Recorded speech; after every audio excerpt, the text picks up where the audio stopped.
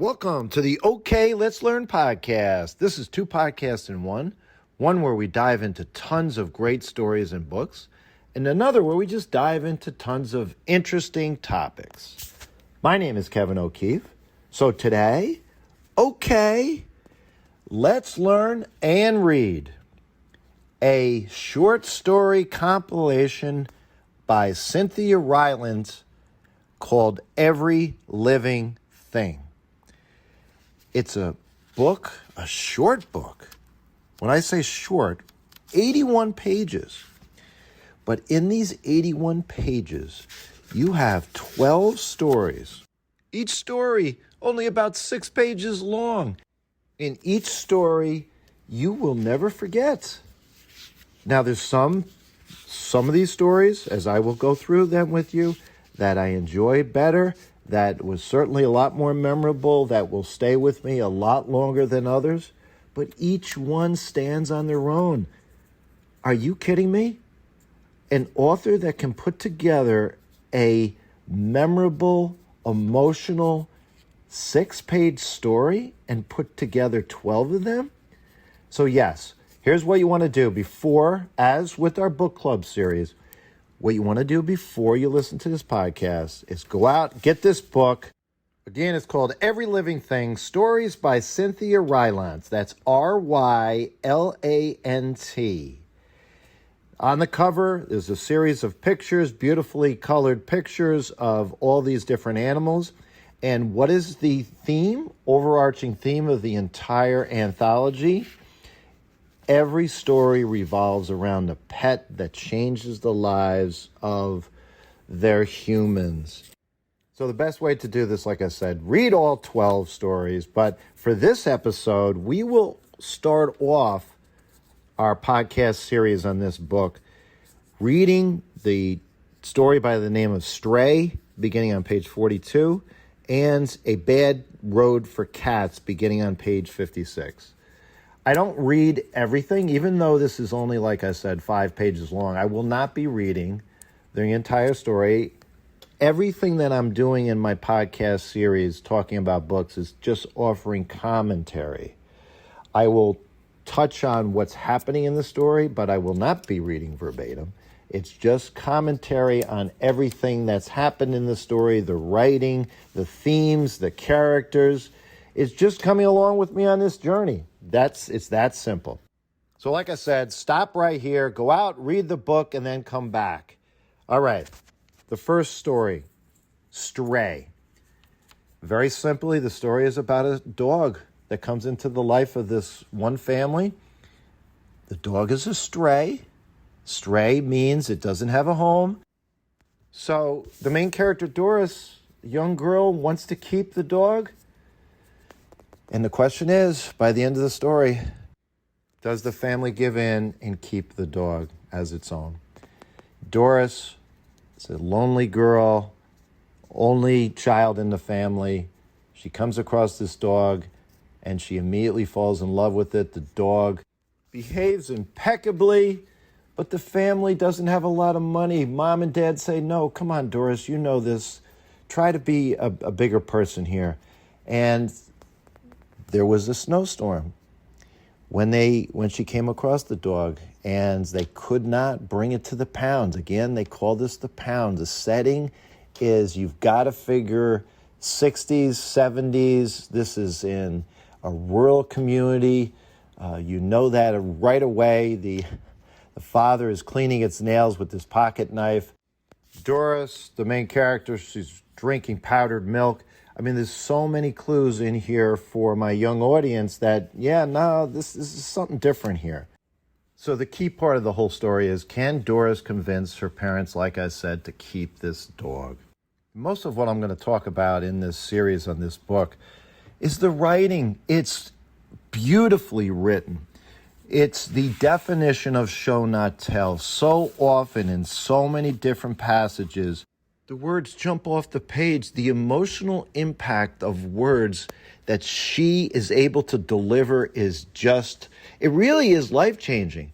Again, This is what I impress upon my students. You can really write well if you read well. When I say that, read great writing. And here you have 5 pages where you can get examples of how to write something emotional, how to write something that stays with you. And it's about not writing that I started to cry. Quote, Doris was sitting alone in the living room, hugging a pillow and rocking back and forth on the edge of a chair. She's crying, and we're the reader. We know that, and it's so much more effective. The story starts off very simple. In January, quote, a puppy wandered onto the property of Mr. Amos Lacey and his wife, Mamie, and their daughter, Doris. Introduces the characters right away. There's no other characters. You know what's happening here. And she writes, quote, snowdrifts swallowed up automobiles. This is figurative language. There's so much figurative language throughout this book. And this is personification. When you have something that's not living, that takes on a living quality. Snowdrifts, right? That's snow. Snow doesn't swallow. That's human quality. But you can see what it's doing, right? It's drifting over the cars, and obviously you can picture that, and it's so effective. The author writes right away, this puppy comes on the scene, it's been abandoned, and makes its way down the road. Its ears, quote, its ears are tucked, its tail between its legs, shivering. 3 quick descriptive parts about this dog, and immediately, you know dogs, if you got a tail between its legs, it's not happy. It's nervous. It's upset. As we go forward, again, every moment when I read out loud to my students, I'm teaching.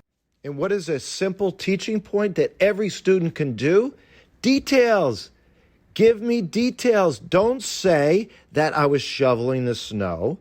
Don't say even that I was shoveling the pathway. No, give me exactly where you were, what you were shoveling. And in the story, as we lead into what's going on when the puppy comes to see Doris for the first time, she's, quote, shoveling the cinder block front steps, unquote. I mean, when you're doing this, again, a lot of this is my opinion, but having read enough through the years, not too much detail, but just enough. And yes, this was perfect. So, another effective way to write that this story brings out so often, Doris ended up trudging through the yard. Quote, went up the shovel drive and met the dog. Trudged. What a great verb. You don't walk. When you've got a foot or more of snow, you're taking every effort and taking one step at a time. So great use of that word. Doris comes back into the house, has this dog, and again, the author writes, quote, Doris hugged the puppy hard against her, unquote. You know exactly how she's feeling. So she comes in, obviously, like I said, asking to keep the dog, and the parents grudgingly, another great word used here, agreed to have the dog stay with them until the weather clears and they can get out to the pounds. Well, as Doris describes the dog, quote, it didn't tear up everything in the basement. It never cried in the night or howled at the wind. It wouldn't even follow Doris up the basement steps unless it was invited, unquote. 5 simple words next. It was a good dog, period. Its own paragraph, so effective. So even talks about, several times, quote, Doris opened the door to the kitchen that led to the basement, and the puppy had been there, all stretched out on the top step, unquote. If you love dogs, you know exactly what Doris is going through. So here we are now. The day has finally come to bring the dog to the pound, and Doris, in her, quote, in her small voice, said, please. The author didn't describe, she was started to plead. No, there's no reason to describe. She just said, please. So the dad goes out to the pound. She cries herself to sleep. And, quote, she's lying there like stone, still exhausted. And she wondered if she would ever in her life have anything. She stared at the wall for a while, unquote. So she starts feeling hungry, as the author explains. She knew she'd had to get herself out of bed, go eat. She didn't want to. How about this one? Quote, she wanted not to go into the kitchen past the basement door, unquote. And immediately, of course, I asked my students, and they were all over it. Of course, that's her memory of the dog being right there on the top step. And at one point, she also said, no, she didn't want to name the dog, obviously, because you name the dog, you have more of an emotional attachment to it. So she comes into the kitchen. Their parents are sitting there at the table, drinking coffee. And they looked at her when she came in, but Doris kept her head down. No one spoke.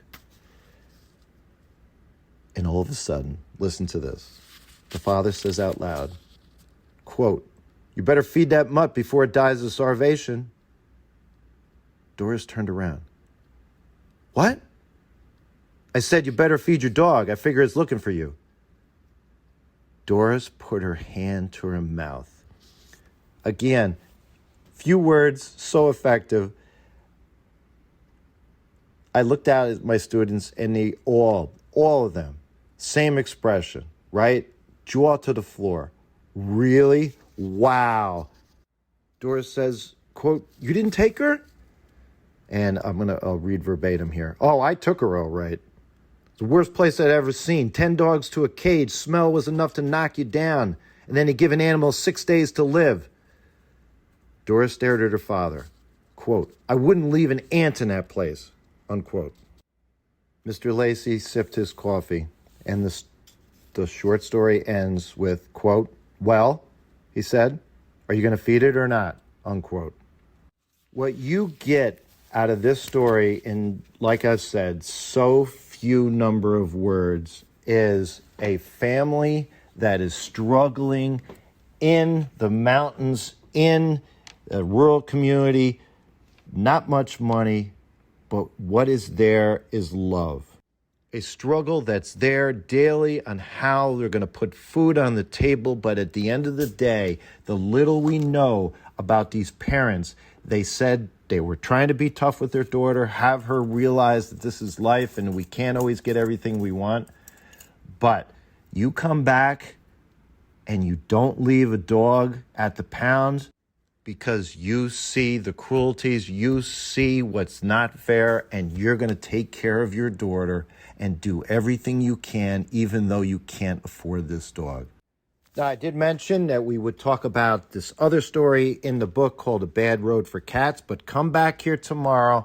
We will dive into that story, and then we'll set up a schedule for being able to come back to the podcast with our book club series right here in this book, and what stories we will comment on and talk about. And the fun part here is to be able to compare and contrast the stories, their effectiveness, their emotional impact, the characters, how they're different, how they're the same, and go across each one and pick out a theme, a message that we're taking with us that we can apply to our own life. And listen, it's fun to discuss great stories, not only to be able to, like I said, discuss what's happened, but see great writing. Friends, thanks for staying with me on this first episode of the book Every Living Thing. Reach out to me at kevmok21@gmail.com. We have a Facebook group, OK Let's Learn. We are on YouTube. Subscribe, follow. You can get notifications at the future episodes. And until next time, have fun and keep learning and reading.